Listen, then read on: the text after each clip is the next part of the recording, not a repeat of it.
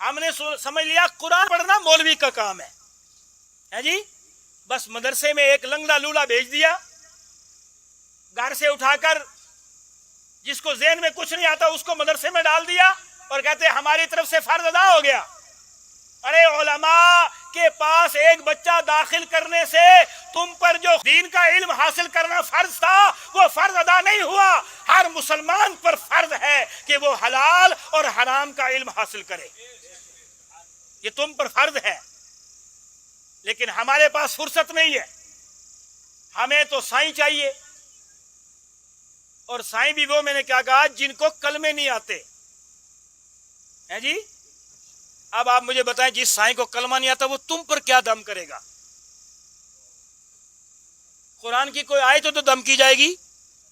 Sir दर्द के लिए मुफ्ती साहब से पूछो कौन सी आयत पढ़ेंगे, तो मुफ्ती साहब आपको बताएंगे जब कोई सर दर्द वाला मेरे पास आता है तो मैं ये वाली आयत पढ़ता हूं, आंख दर्द वाला आता है तो मैं ये वाली आयत पढ़ता हूं, कोई मेरे पास जनाबे वाला जिस्म के किसी दूसरे हिस्से के दर्द वाला आता है, मैं उस पर ये दुआ ये पढ़ करके दम करता हूं, अल्लाह उसे शिफा अता फरमाता है। अगर इस्लाम तो कह रहा है कि अगर किसी का सत्र खुल जाए तो नमाज, बोलो जी, वो अल्लाह की बारगाह में नमाज पढ़ने नहीं जा सकता। और हमारे लोग कहते हैं जो शलवार कमीज उतार दे है बाबा बड़ा पहुंचा हुआ है, जो नंगा हो जाए, जिसकी हया चली जाए, उसके बारे में हमारा ये ख्याल कि वो बड़ा पहुंचा हुआ है।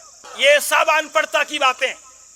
जिस औरत को इस्लाम ने जुमा पढ़ने के लिए मस्जिद में जाने से मना किया, वो औरत नरेंद्र मोदी की रिश्तेदार नहीं है। ये मना अमित शाह की बेटी के लिए नहीं किया गया। ये जो मस्जिद में जुमे के दिन जाने से, ईदगाह में जाने से, अपने बाप का जनाजा पढ़ने से जिस बेटी को रोक दिया, मुझे बताओ कौन सी गैरत है, कौन सा इस्लाम है, कौन सी सुन्नियत है, कौन सा मजहब है कि वो अपनी बेटी, वो अपनी बीवी जिसके लिए इस्लाम ने मस्जिद में जाके नमाज पढ़ना मना किया, उसको तुमने साईं साहब के घर भेजा हुआ है कि साईं साहब वहां से शिफा भेजेंगे। बताओ ये कोई दीन है? उसके बाद 70 साल के बाद सवाल हो रहा है, मौलवी साहब बताइए जरा ढोल बजाना कैसा है? ढोल बजाना, अब नबी से मोहब्बत करने वालों, नबी अकरम सल्लल्लाहु अलैहि वसल्लम ने इरशाद फरमाया जो ढोल बजाए, ढोल की मजलिस में जाए, ढोल वालों को बुलाए, अपने घर में ढोल बजवाए या तवज्जो से ढोल सुने, अल्लाह के नबी ने फरमाया वो जहन्नमी है। वो कौन है? किसने फरमाया?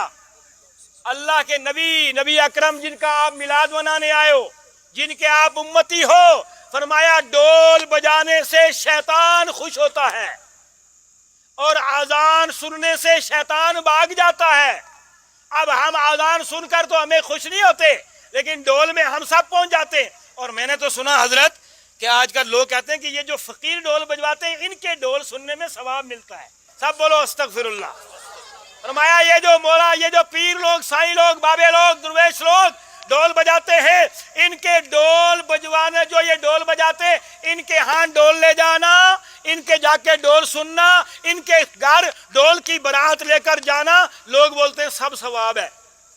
पीर बजाए कि मुरीद बजाए, चौधरी बजाए कि खान बजाए, दिन में बजाए कि रात में बजाए, बारात में बजाए या लेतरी में बजाए, मुसलमानों अगर नबी के उम्मती हो तो आज ये बात पल्ले बांध के जाओ, जश्न ईद मिलादुन नबी मनाने का उन लोगों को एक राई के दाने के बराबर फायदा नहीं मिलेगा जो मिलाद के अलावा इन साईयों, बाबों और इन चौधरियों की लेतरी में ढोल सुनने के लिए जाते हैं।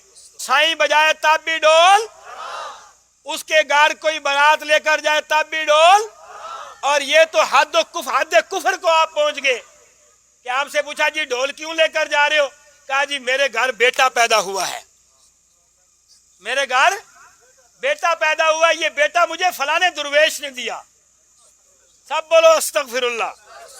अल्लाह फरमाता है ये बेटे देना और बेटे लेना ये मेरा काम है, ये मेरा काम है, मैं बेटे देता भी हूं اور میں تمہارے بیٹوں کو لیتا بھی ہوں، یہ کسی درویش کا کام نہیں ہے۔ پیروں کو ماننے والا ہوں، میں پیروں کو ماننے والا ہوں، لیکن میں بابا جی لاروی کو مانتا ہوں۔ میں پیروں کو مانتا ہوں، لیکن میں سائیں بابا میرا جی کو مانتا ہوں۔ میں پیروں کو ضرور مانتا ہوں، میں سائیں الہی بخش کو مانتا ہوں۔ میں پیروں کو ضرور مانتا ہوں، میں اعلیٰ حضرت امام محمد رضا فاضل بریلوی کو مانتا ہوں۔ ہم پیروں کو مانتے ہیں، ہم خواجہ اجمیری کو ماننے والے ہیں۔ میرے دوستوں اور بزرگوں، پیروں کو آپ مانے، کوئی انکار نہیں کرتا۔ ایک جملے پر اپنی تقریر کو ختم کر دوں، جو سچا پکا نمازی، قرآن کی تلاوت کرنے والا، نبی پر درود پڑھنے والا، اللہ کا ذکر کرنے والا، اس کو ان چلتے پھرتے باباؤں کی کوئی ضرورت، اللہ سے رشتہ مضبوط کرے، نبی سے محبت مضبوط کرے۔ اللہ رب العزت آپ کو اس میلاد کا بہتر سے بہتر صلہ عطا فرمائے۔ آپ